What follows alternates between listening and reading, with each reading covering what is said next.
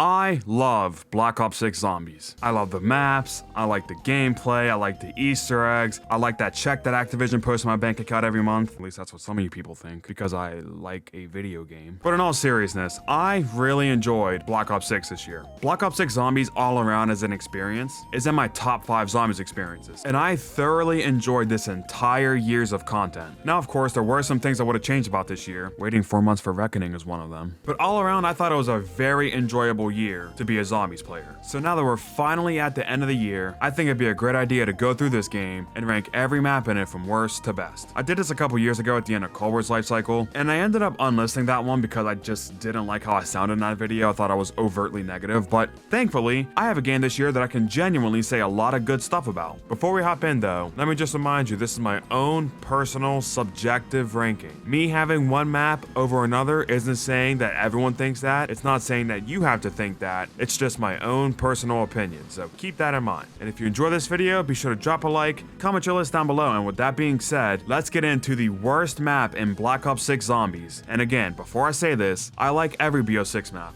Just because this is the worst in this game doesn't mean it's bad. All the maps in this game are in my B tier or above, so just keep that in mind, because the worst map in this game, in my opinion at least, is Liberty Falls. Liberty Falls is a really fun survival map. Like, when we first saw this map at whatever it was, COD Next last year, it looked like it was just gonna be yet another daytime map that would serve nothing more than to just be the camo grinding map. But boy am I glad to be wrong, because Liberty Falls has a really nice charm to it. Like, I don't know what it is about Liberty Falls, the town. I don't know what it is about Liberty Falls, and just looking like such a nice area. Before a zombie outbreak happened, this would make for such a great hangout spot, but the zombies got here, so yeah, that ain't happening. Not only do I enjoy Liberty Falls the town, but in this map, there are a ton of side Easter eggs for you to do. The Etherella Easter egg, the Bank Vault, the Napalm Burst Church Trap, the Raining Zombies Easter egg, I could go on. This is a common theme across all of Black Ops 6, but when we started finding out all the secrets on Liberty Falls, and we discovered the fact that this map had as many side Easter eggs as it does, that personally made me feel like we were gonna get a pretty good year this year. Moving on from the Easter eggs though, let's talk about the jet gun. Generally, I am not a fan of recycled wonder weapons, but I don't mind it too much if they make them better and they make them play a little differently too. And the jet gun ticks both of these. Not only do you not have to run through a foggy country 4 times to build it, but it also has a new attack and it doesn't break as well. It's just so much better than the BO2 jet gun ever was that it makes me feel like I'm using a completely different wonder weapon. But I just listed a decent amount of good, so let's go over some bad.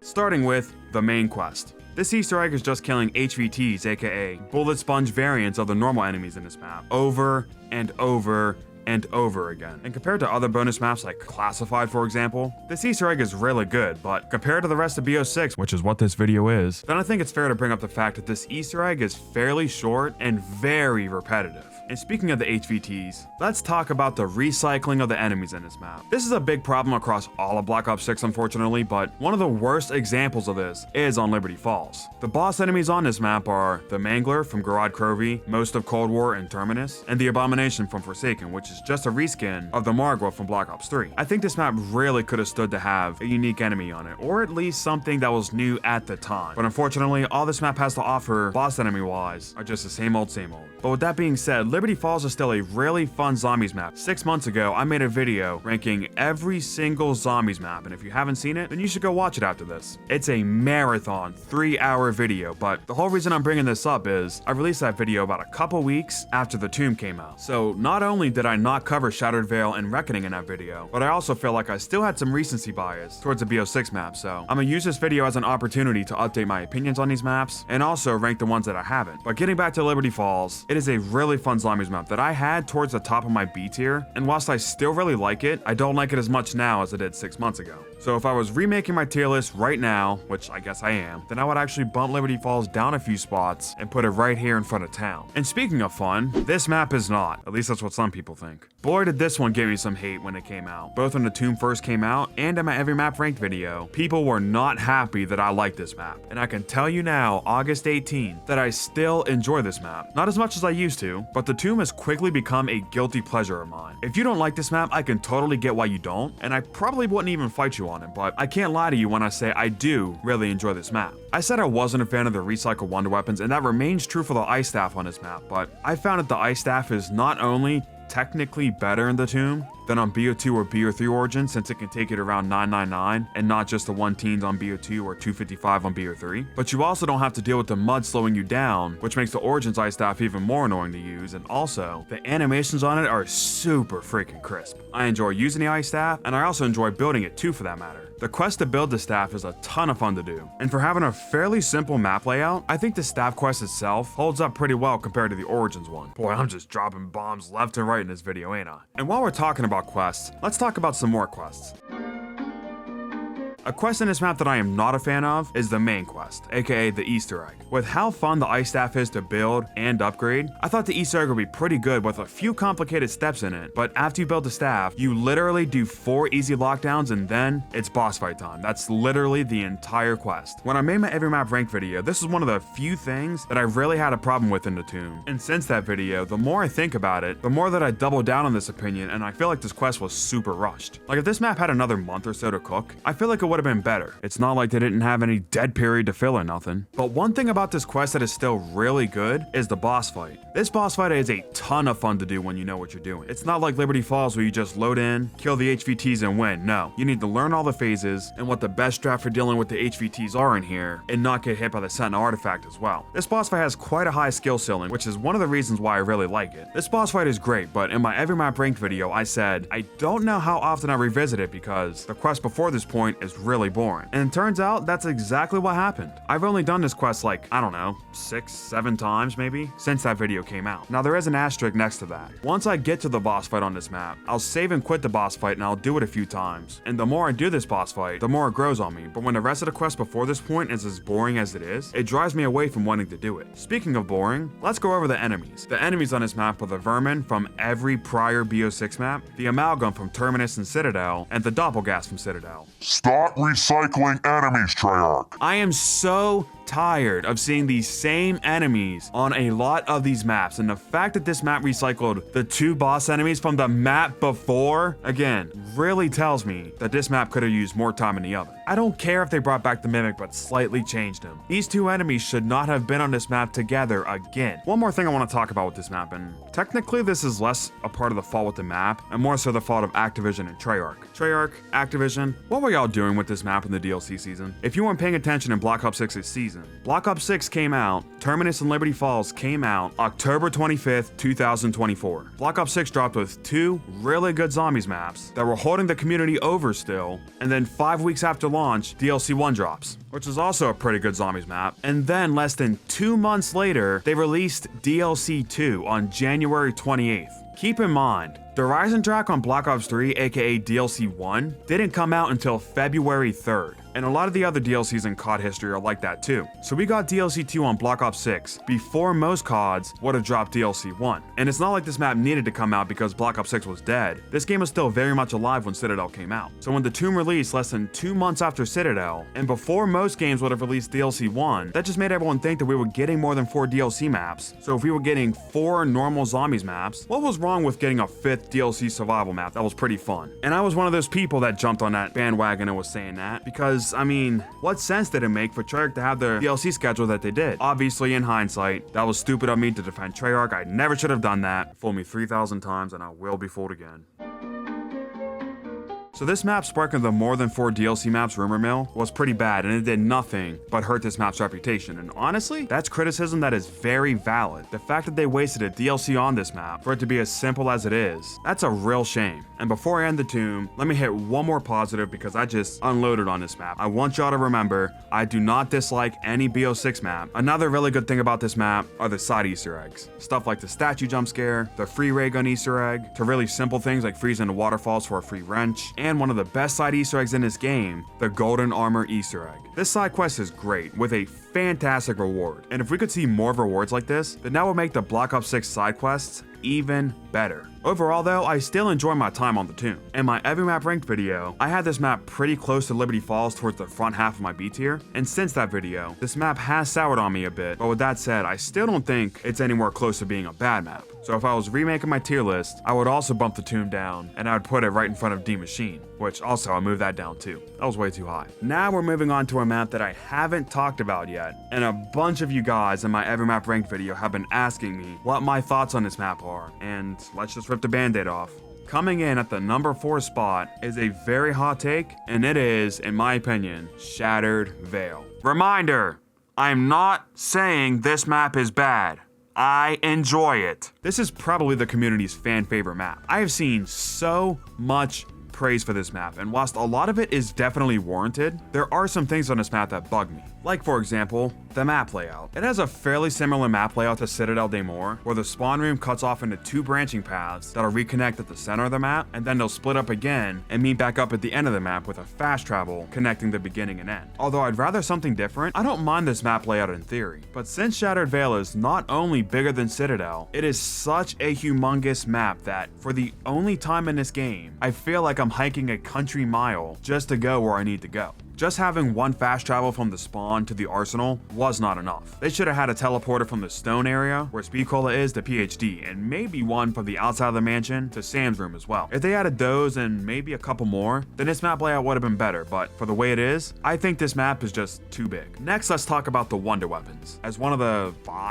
6 people on this planet that likes Alpha Omega, you would have thought that I would have really enjoyed the Elemental Mark IIs on this map, but I'm just not. They're essentially just reskins of the Alpha Omega variants, aka a reskin of a reskin, but with one little addition to them. The purple ray gun, for example, is a shotgun ray gun, just like Shattered Vale's. The only difference is on Shattered Vale, the purple ray gun will occasionally give you an invincible bubble to stand in. The full auto blue ray gun on Alpha Omega functions the exact same way as the W does on Shattered Vale, except in Shattered Vale, the bullets have a cooler effect to them, and it doesn't become dual wield when you pack a punch it. And while we're talking about the W, don't even get me started on the abomination step for this Easter egg. It is so awkward, it straight up doesn't work half the time, and it completely halts this game's momentum. Now, as I made it abundantly clear, I don't like the fact that they just took the elemental version from Alpha Omega, added one little change to them, and put them on Shattered Vale. But thankfully, they're not all like that, because the Brain Rot Ray Gun is mostly original in how it works and how it looks, and therefore, it's my favorite Mark II.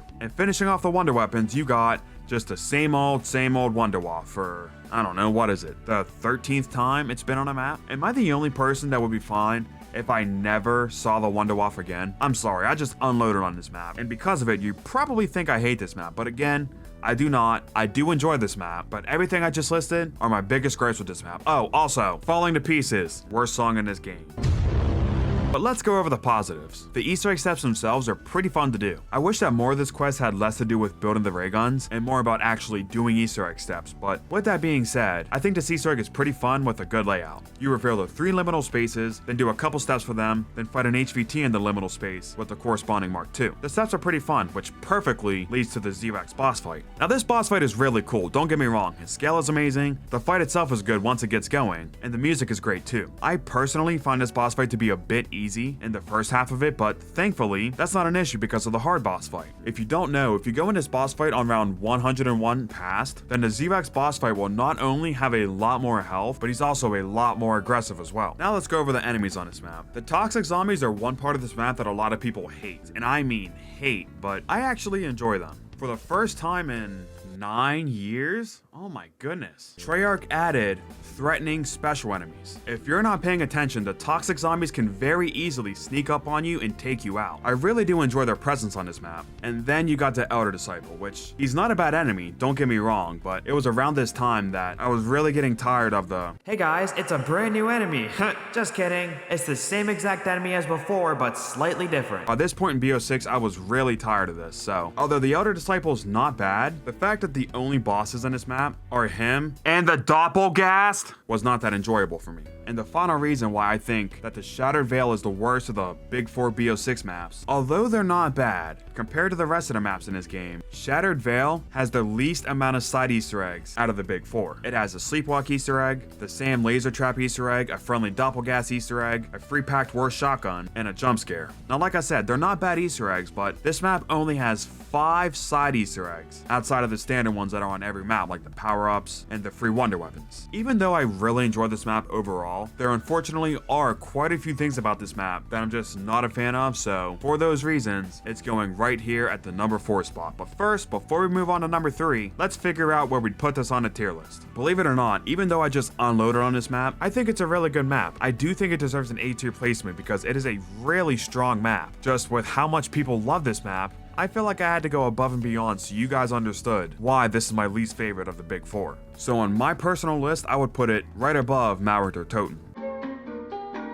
Now coming in at the number 3 spot is DLC 4 Reckoning. Before we go any further, we will be talking about boss fight and end cutscene spoilers in this ranking, so if you haven't seen it yet, skip to the next map. Some people really like it, while other people really, and I mean really hate it. I'm proud to say that I'm part of the former. I was pretty hesitant thinking that Treyarch could do a good vertical map after seeing just how bad Die Rise's map layout is. But in Reckoning, I actually think they got the layout correct. Now yes, it is like Die Rise in a sense that you need to take elevators to go up and down the towers, but not only do you not have to wait for the elevators to get to your floor, you can just go up and down them whenever you want. Not only that, but Treyarch finally got the teleporters correct on this map. In this map, you have the 2 teleporters in spawn. One takes you to Pack-a-Punch and the other takes you to Jug. And then there's another one in Pack-a-Punch that'll take you to the director's office. And from here, you can either jump all the way down Tower 1 with the unique parachute in this map and stop where you need to, or you can just jump across to Tower 2. And in the span of 15 seconds, you went from spawn to the very top of the map. With all the ways to traverse this map, not only do I think it flows well, but I think this map layout is actually a lot better than I ever could have imagined. Next, let's talk about the Easter egg song. Yeah, you heard me right, the Easter egg song. It is that important. For the first time since December 2018, Elena Segman is back singing an Easter egg song. And man, is it a great song.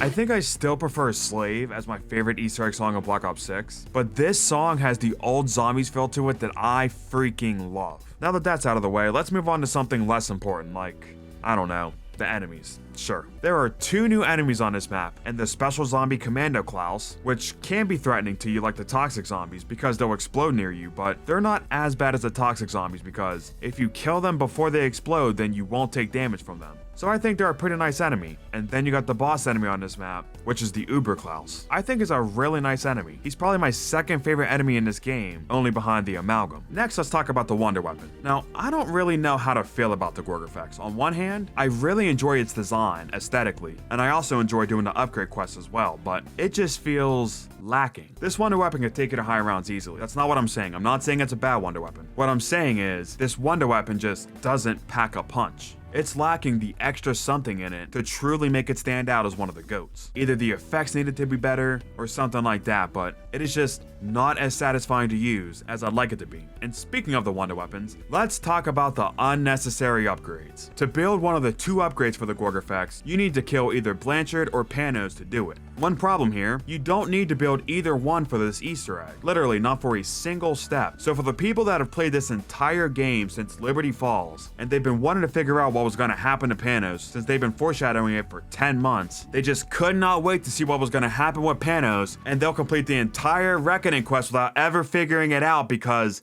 reasons, I guess. I'm sorry, but this is just so annoying. By far my biggest gripe with Black Ops 6 is the story building things up over and over and over again just to never pay them off. Anymore, it just seems like they're doing stuff for pure shock value with no follow-up plan. I mean, just think about it. With the Sentinel artifact in Terminus, Kraft being Richtofen's father in Citadel, and Panos in Liberty Falls. Aside from the occasional optional quest or a piece of intel, these things are never brought up again with importance, and it just makes the entire story feel like a waste of time. But that's enough complaining. Let's get back to the good stuff.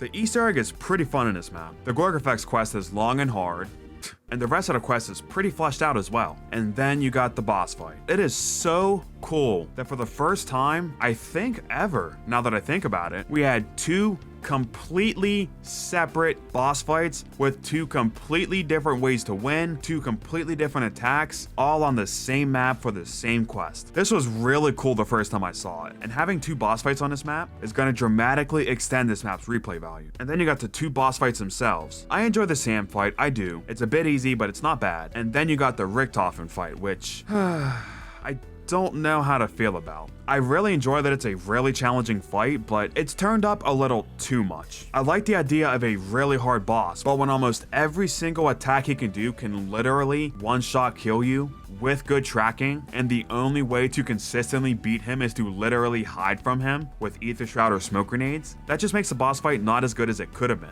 If by chance someone at Treyarch is listening right now, first off, thanks for BO6, y'all did a great job. But second, and more importantly, if y'all could tweak this boss fight a bit to where the Wonderwaff two-shots you without armor, then I think this boss fight would be a lot more enjoyable. I'm fine with the air raid attack being able to one-shot you, but when he can snipe you across the map and one-shot you either when you're below a certain HP threshold or you just don't have armor, again, it just makes it to where you're just hiding from the boss, which makes it not as fun. And to end off this map, let's talk about the ending. Again, it's really cool that this map had 2 different cutscenes depending on which boss fight you did. Either Richtofen will get his family back, or the Sam AI will take control of Maxis. These are really cool to see, but no matter which ending you do, you will see Richtofen, Takio, Nikolai, and Dempsey come back at the end of this cutscene. Now, if you're a tag lover and you hate this ending, I get it. I do. I really do. And I'm partly in your camp, but I'm also in the camp that this story is terrible and something needs to be done to fix it. This story really needs a kick in the butt to get going. And hopefully, since Treyarch knows how to write these characters already, hopefully they can do it in Black Ops 7. Whether or not that'll happen, we'll have to wait and see. But this is a pretty nice reveal that a lot of people lost their minds at, both good and bad. But unfortunately,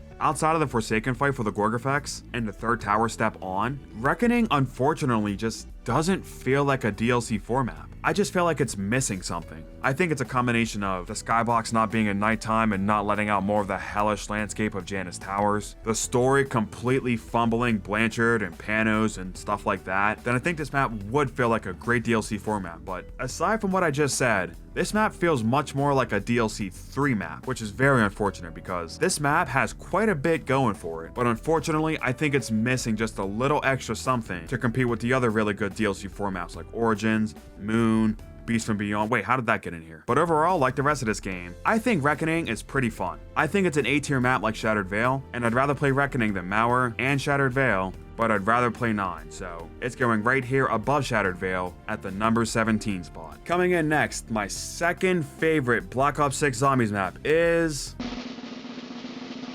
Citadel deore. Now, this is a map that a lot of people have started to sour on in recent times, and honestly, I'm the opposite. This map has grown on me even more. First, let's go over the positives, starting with the Easter egg. This Easter egg is decently long with a couple really fun steps to do in it as well. I really enjoy building the incantations, the night step, and the 4 lockdowns. These steps are really fun, and I'm still not tired of doing them 8.5 months later. And then you got the Guardian boss fight. This boss fight is so freaking good, man. He has great attacks with great Qs. He's in a fantastic boss fight arena, and the boss fight arena gets smaller and smaller until the third phase is just pure chaos. And that's not to say that the first phase or the second phase are easy, because they're not by a long shot. But this boss fight starts hard, and by the end of it, it is just absolutely insane. Especially if you bring in a weapon that does a ton of damage to him. It really feels like a fight to the death where I'm spraying into him constantly, and he's trying to stop me or whack me with his hammer. I think this boss fight is really enjoyable. And moving on from the Easter egg, just the general casual gameplay and map layout are really good too. This map has a similar map layout to Shattered Vale, but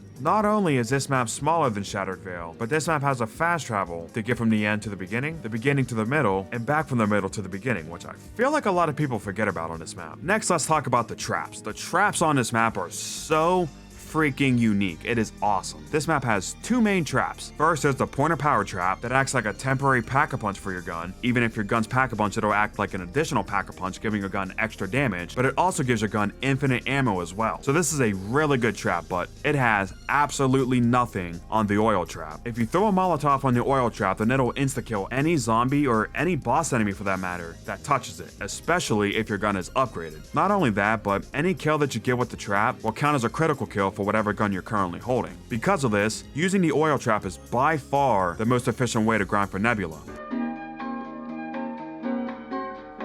Next, let me go over the side Easter eggs. This map has a bunch of fun side Easter eggs to do. You have multiple ways to get free perks, including the bartender Easter egg, which is a bunch of fun. You got the chest piece protector, the wishing well Easter egg, the second cannon fast travel to launch to the swords, the secret Maya cutscene, and a couple more as well. There is a bunch on this map, and they're all pretty rewarding as well. But I saved the best for last, Enslave. This is not only my favorite Easter egg song in Black Ops 6, but it's also my favorite Easter egg song since Mad Hatter and Drowning from Black Ops 4. Now, with all the great I had to say about Citadel, it unfortunately does have some downsides to it, so let's run through those real quick. Starting with the Pack-a-Punch setup. It's literally just going across the entire map, opening a container, and killing a boss enemy, and Pack-a-Punch is unlocked. I'm not a fan of the simple pack quests, but at least with most of the maps in this game, there are multiple steps to unlock Pack-a-Punch. Like on Terminus, gotta do the 3 lockdowns, on Shattered Veil, gotta grab a couple parts, but on Citadel, it is so simple it's not even funny. The next thing I don't like about this map are the swords and the incantations. Now, since the swords have been buffed, their damage is actually good, but I'm still not a big fan of them, and I couldn't quite put the pin on it in my every map rank video, but I figured it out now. The reason I'm not a big fan of these swords is the fact that there is no effects on the zombies when I kill them. Think about the staffs on Origins real quick. When you shoot a zombie with the fire staff, he will burn to a crisp. When you shoot a zombie with the lightning staff, he'll get electrocuted, etc. On Drak, when I kill zombies with the wolf bow, they'll have a really cool effect on them as well. Now back to Citadel, when I kill a zombie with the raven sword, it does nothing to the zombie. Why? None of the swords have effects when you kill them with them. And it is the strangest thing ever, and that for sure is why I am not a big fan of the swords. The incantations, however, I don't know how to feel about. On one hand, they're a really nice piece of equipment that are fun to upgrade as well, but all they are glorified ammo mods. And when part of the Wonder Weapon quests are just basically getting AATs for them, it really leaves me wanting more. And speaking of the swords, there's one more thing I don't like about them. Oh my easy is this easy. To upgrade most of the swords, you have to do one step and maybe a second one, depending on which one you're doing. Like the fire one has one step, the light sword has one step and a mini lockdown, the raven step has one puzzle and an escort-like step. The steps to upgrade the sword should have been longer, or if they needed the short quest, there should have been a second upgrade to combine the sword on the incantation, and that quest should have been pretty long. Moving on from the swords, although the amalgam is recycled from a previous map, at least he plays well when combined with the doppelgas. They balance each other out really well, I feel. Now, if this exact enemy pair was on the next map, then we have some problems. And we do. But on this map, with the doppelgas making its debut, the amalgam only being on one map prior, it doesn't offend me as much as you'd think.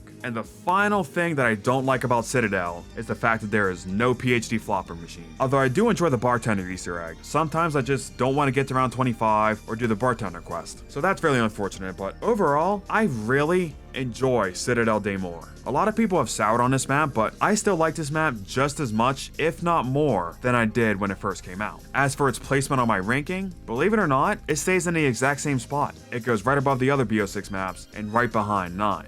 That's a really hard cutoff. But overall, I think Citadel is a really good map with a ton to offer and a ton of fun to be had. But with all the fun it does have to be had, it is not my favorite Black Ops 6 map, because that would be Terminus. This map is phenomenal. This map has had me hooked ever since we saw this map at the Black Ops 6 reveal event like a year and a half ago. Ever since I seen this map in that like very quick 5-second shot, it really felt like this map was going to be something different from the other modern maps. And boy is it, because there is so much stuff to do on this map and so many places for you to kill zombies that it honestly kind of feels like an open world zombies map, but with actual stuff to do in it. Like every time I play this map, I always find myself going to one of the 3 islands or the ship and killing zombies there. A lot of people just say, There's so much dead space on this map. The only place you ever should go is the basketball court. but I've never played this map like that. I've always went out to the different areas and tried to play there for as long as I can. Then again, I play maps like Voyage the exact same way, and a lot of people hate those maps, so maybe it makes sense. And it's not even like it's totally worthless to go to these areas either, because there are so many side Easter eggs scattered across this entire map. There's stuff like the Pirate Watch, / the permanent double points, the free perkaholic, the teddy bear companion, the Crab Island Easter eggs, the boat race Easter egg, the elevator jump scare, the basketball Easter egg, the meteor Easter egg. I could go on. This map just has so much stuff to do, and all the side Easter eggs are unique, and they're all rewarding, and they are very enjoyable to do over and over and over again. But moving on from side Easter eggs, let's talk about the main quest. I think this Easter egg is actually fun, at least if you do the Beam Smasher quest. If you don't, then yeah, this Easter egg is too short. But if you do the Beam Smasher quest, I think this Easter egg flows pretty nice with a lot of fun steps to do in it, like the Nathan lockdown, the Beam Smasher quest, the node connector step, and the bomb step. All these steps are fantastic, and I'm still not bored of doing them almost a year later. And then of course you got the boss fight. The boss fight on this map is absolutely fantastic. In between the scale of the boss, to the boss itself, to the boss fight arena, to the music, to his attacks, to his different phases, to how the boss fight itself ramps up in difficulty over time. I think this is a tremendously designed boss fight, and in my own personal ranking, it's in my top 5 favorite boss fights ever. But let's rewind a little bit because I want to talk again about the Beam Smasher. The Beam Smasher is an absolutely phenomenal wonder weapon because you can use this thing 2 different ways. You can use it to kill zombies, but that's not my preferred way to use it because the second way to use this thing is you tap the all fire on the horde of zombies to get the sonic pulse on them, and you can shoot the zombies with your secondary gun and it'll do extra damage. Because of this sonic pulse alt fire can basically turn your red gun into the wonder weapon. That is why I love the Beam Smasher so much because it makes any gun really good and it is so unique. I just can't help but to love it. But now that I just glazed this entire map, let's talk about the cons, starting with the Easter egg song. This Easter egg song is not my favorite. I think it would have been really nice to have a more aggressive song on this map. And since Treyarch got a hold of Matt Heafy for Dig in the Tomb, I think it would have been really nice if we got a licensed Easter egg song on this map that was more aggressive than this one because, again, I just don't feel like the vibe the song gives off fits the atmosphere of the map. Another thing I don't like about this map is the Pack-a-Punch camos, I guess? Yeah, I got nothing. As you can tell, I absolutely love Terminus. Not only is Terminus my favorite Black Ops 6 map, but it's also my favorite map of the modern era and my 7th favorite map of all time. Because this map still hits so hard for me. It hits just as hard for me today as it did a year ago. And when you can play a map for a year straight and love it just as much as you did a year ago, that just shows you that this is a generational map. Treyarch, thank you guys for Black Ops 6. Y'all did a pretty good job this year, but especially with Terminus, y'all completely knocked it out of the park. Hats off to you. But there was my ranking for every single Black Ops 6 Zombies map. If you enjoyed this video, do me a favor and drop a like. Be sure to comment your own list down below, and huge shout out to all my members. Thank you all so much for supporting me. I love each and every one of you. Click here to go watch me rank every single Zombies map in history. And with that being said, I will see you all on Black Ops 7. Peace out, everybody.